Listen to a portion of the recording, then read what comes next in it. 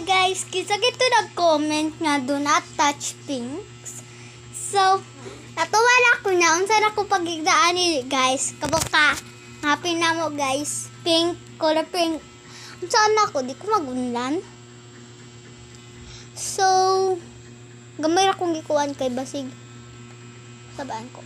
Di mo ako kasabaan, joke na ko.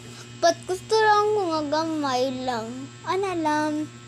Kay pag mata na bitaw na ako, muna rin ko mag-vlog rin ko bisag bago na kong mata or taw na ang mga sa oras nga 8:30 ana ang oras ng mata ko. Or kadit ko mata og 8:30 aw 9:30. So, ready na kayo guys? Wala ko na happy guys. What are these? Color pink.